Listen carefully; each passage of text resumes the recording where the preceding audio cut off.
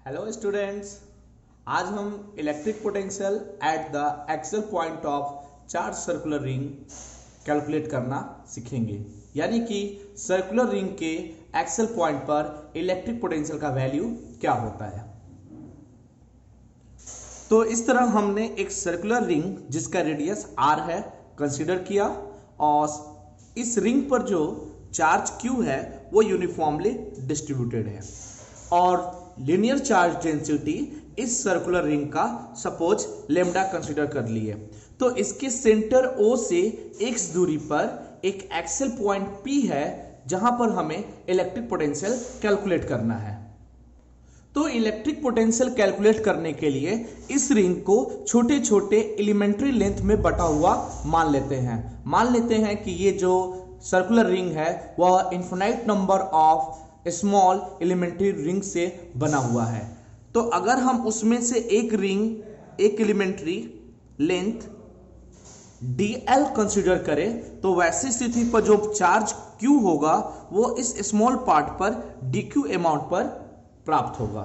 तो ये जो एलिमेंट्री लेंथ है वो एक पॉइंट चार्ज की तरह बिहेव करेगा। तो पॉइंट चार्ज की वजह से किसी पॉइंट पर इलेक्ट्रिक पोटेंशियल का वैल्यू हम कैलकुलेट करना जानते हैं, जिसका वैल्यू होता है 1/4πε0 dq अपॉन AP। ये रिजल्ट होना चाहिए। तो इस तरह हम लिख सकते हैं। तो इस तरह हमने इलेक्ट्रिक पोटेंशियल P पॉइंट पर इस एलिमेंट्री चार्ज एलिमेंट के वजह से dV = 1/4πε0 dq अपॉन AP प्राप्त किया। AP का वैल्यू इस ट्रायंगल में पाइथागोरस थ्योरम से √r² + x² होगा। तो इसको हम लिख सकते हैं 1/4πε0 dq और √r² + x²। अब हमें एलिमेंट्री लेंथ की वजह से पॉइंट P पर तो इलेक्ट्रिक पोटेंशियल कैलकुलेट हो गया। अब पूरे एलिमेंट के लिए चाहिए तो इस टर्म को इंटीग्रेट करेंगे। तो इस तरह पूरे होल सर्कुलर रिंग की वजह से P पॉइंट पर इलेक्ट्रिक पोटेंशियल को हमने लिख दिया V = integration of this term. अब इसमें हम देखते हैं कि कौन सा टर्म वेरिएबल है। तो यहां पर 1/4πε0 कांस्टेंट है, स्क्वायर रूट r² + x², ये भी टर्म कांस्टेंट है, तो बच गया dq। यानी कि जो एलिमेंट्री लेंथ है अगर हम पॉइंट कंसीडर करेंगे तो उस पर चार्ज की वैल्यू एकदम स्मॉल अमाउंट सपोज 0 आएगा और वो सबसे लार्ज अमाउंट जो चार्ज होगा वो रिंग पर जो मौजूदा चार्ज के बराबर होगा, q के बराबर होगा। इस तरह हम इसको 0 से q तक इंटीग्रेट कर सकते हैं। तो जब हम इसमें कांस्टेंट टर्म को बाहर निकालेंगे तो इस तरह हमारा जो रिजल्ट्स आएगा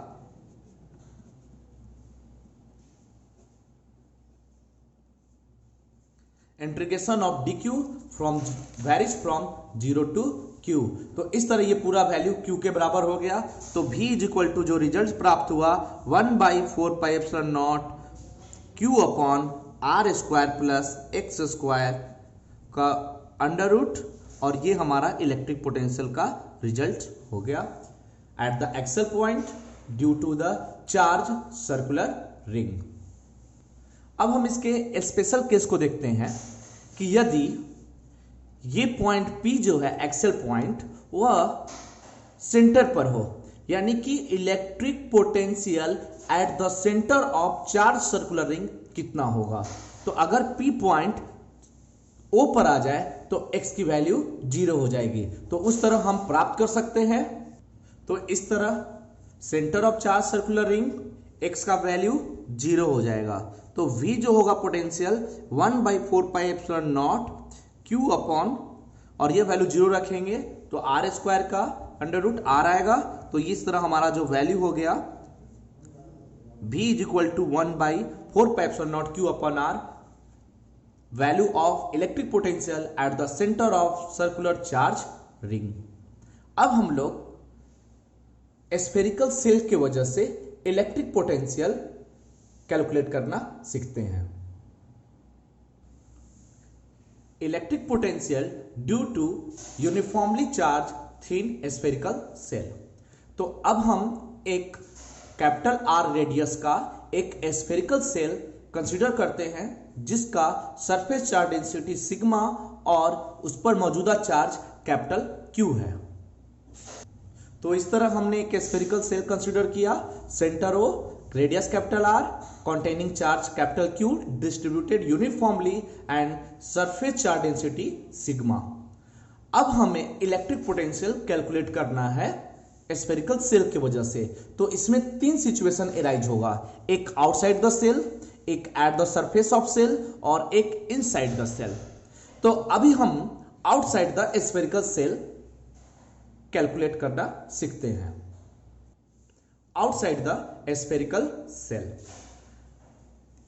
outside the spherical shell electric potential को कैलकुलेट करने के लिए मैंने सेंटर से स्मॉल r दूरी पर एक पॉइंट P कंसीडर किया जहां पर हमें इलेक्ट्रिक पोटेंशियल प्राप्त करना है, जहां small r greater than capital R होगा। तो सबसे पहले सिग्मा की जो वैल्यू होगी, charge per unit area Q upon 4 पाई R स्क्वायर।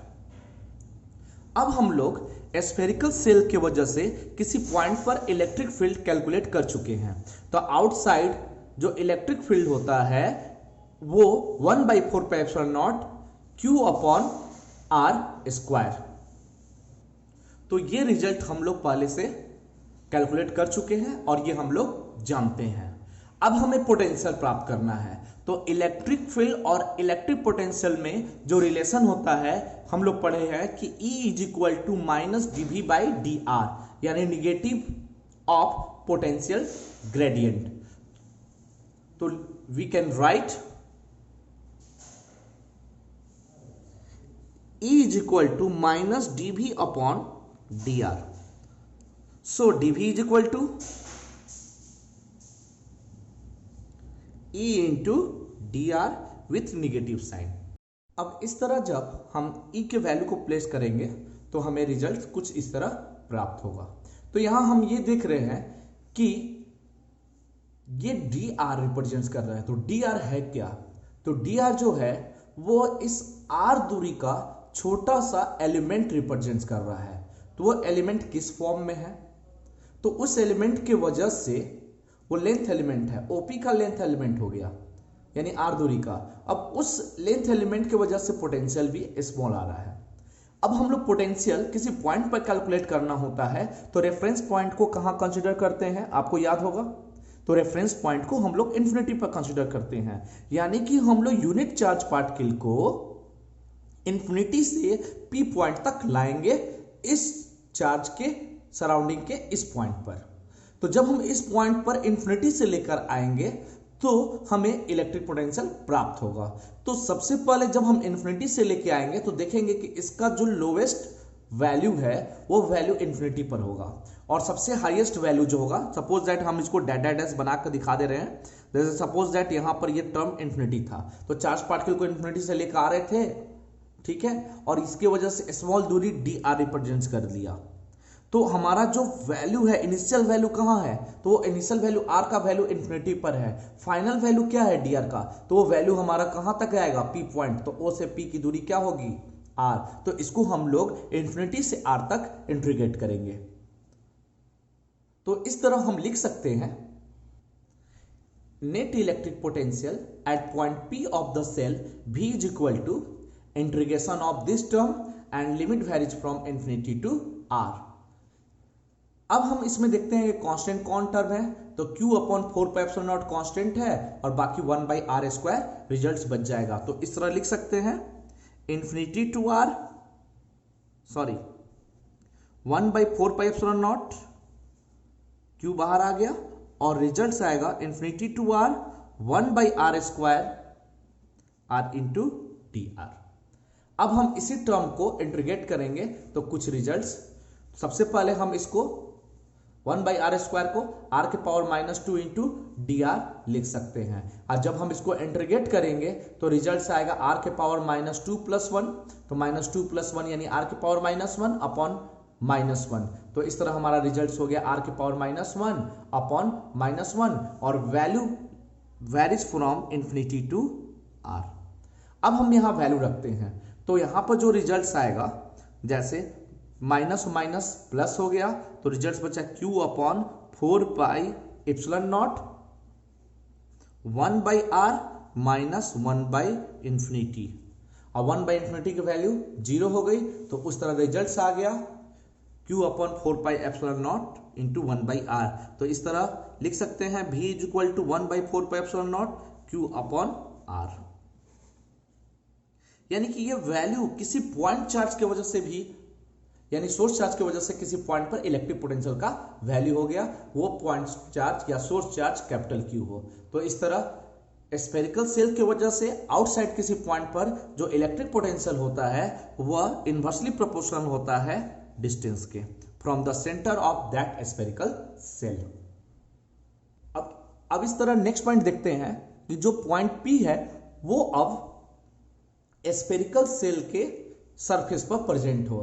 तो वैसी स्थिति में भी इन्फिनिटी से चार्ज पार्टिकल को लाकर इसके सरफेस पर रखेंगे तो काउंट करेंगे कि इसका टोटल पोटेंशियल क्या हुआ था। तो ऐसी स्थिति में P जब यहां लाइज करेगा तो स्मॉल r की वैल्यू जो हो जाएगी कैपिटल R। तो जो अभी हमें वैल्यू प्राप्त हुआ है वहां स्मॉल r की जगह कैपिटल R रख देंगे, तो उस तरह हमें इलेक्ट्रिक पोटेंशियल इस सरफेस के वजह से, यानी इस स्फेरिकल सेल के वजह से इसके सरफेस पर प्राप्त हो जाएगा। तो इस तरह at the surface of a spherical shell V is equal to 1 by 4 pi epsilon naught Q upon R प्राप्त हो गया, जो मैक्सिमम इलेक्ट्रिक पोटेंशियल को रिप्रेजेंट करता है जो उसके सरफेस पर होगा। अब हम लोग inside the spherical shell calculate करते हैं। ये हमारा स्फेरिकल सेल हुआ जिसका रेडियस कैपिटल R। अब हमें इनसाइड किसी पॉइंट पर इलेक्ट्रिक पोटेंशियल प्राप्त करना है।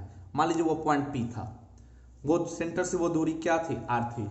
तो अब वैसी स्थिति में पहले हम लोग P पॉइंट पर इलेक्ट्रिक फील्ड देख लेते हैं। तो हम लोग इसके पहले वाले चैप्टर में, यानी इलेक्ट्रिक फील्ड इंटेंसिटी वाले चैप्टर में गॉसेस थ्योरम से हम लोग प्रूव कर चुके थे कि स्फेरिकल सेल के इनसाइड किसी पॉइंट पर इलेक्ट्रिक फील्ड इंटेंसिटी की वैल्यू 0 होती है। तो इस तरह हमारा कहीं भी पॉइंट कंसीडर करें वहां पर इलेक्ट्रिक फील्ड 0 होगा। सो वी कैन राइट, तो इस तरह लिख सकते हैं इलेक्ट्रिक फील्ड जब 0 हुआ और relation E is equal to minus dV by dr हो गया, तो इस तरह dV बाई dr E बराबर 0 के, यानी इसके रिजल्ट के इक्वल हो गया, यानी पोटेंशियल ग्रेडियंट जो हो जाएगा वो 0 हो जाएगा। तो अब किसी भी टर्म का डिफरेंशिएशन, जैसे यहां पर पोटेंशियल का डिफरेंशिएशन r के रिस्पेक्ट में है, तो ऐसी स्थिति में अगर कोई टर्म का डिफरेंशिएशन 0 हो तो वो टर्म कांस्टेंट होता है। तो इस तरह हम लोग कह सकते हैं V is equal to constant होगा, यानी कि जहां पर इलेक्ट्रिक फील्ड 0 होगा वहां पोटेंशियल 0 नहीं होगा। तो ऐसी स्थिति में अगर हम इनसाइड किसी पॉइंट पर अगर हम इलेक्ट्रिक पोटेंशियल प्राप्त करें, वो इलेक्ट्रिक पोटेंशियल का वैल्यू वही होता है जो electric potential at the surface of charge spherical shell होता है। तो इस तरह surface of charge spherical shell V is equal to जो हमें रिजल्ट प्राप्त हुआ है 1 by 4 pi epsilon naught Q upon R प्राप्त हुआ था। तो अब हम लोग लिख सकते हैं hence V is equal to 1 by 4 pi epsilon naught Q upon capital R। तो ध्यान रखिएगा, चार्ज स्फेरिकल सेल के अंदर किसी पॉइंट पर जो इलेक्ट्रिक पोटेंशियल का वैल्यू होता है वही रिजल्ट होता है जो सरफेस पर होता है। अगर हम इसके वेरिएशन को देखा जाए, variation between V and small r, तो हमें कुछ वेरिएशन इस फॉर्म में प्राप्त होगा। इसके लिए मैंने y एक्सिस पर पोटेंशियल को मान रखा है और x एक्सिस पर हमने डिस्टेंस r को मान रखा है जो सेंटर से आगे की ओर है। अगर हम सरफेस पर की बात करते हैं तो सरफेस पर स्मॉल r की वैल्यू कैपिटल R के बराबर होगी, यानी उसके रेडियस के बराबर होगा। तो यहां से यहां तक का जो सिचुएशन है वो लेस देन कैपिटल R है, और ये आगे का जो सिचुएशन है वो small r greater than capital R का हो गया।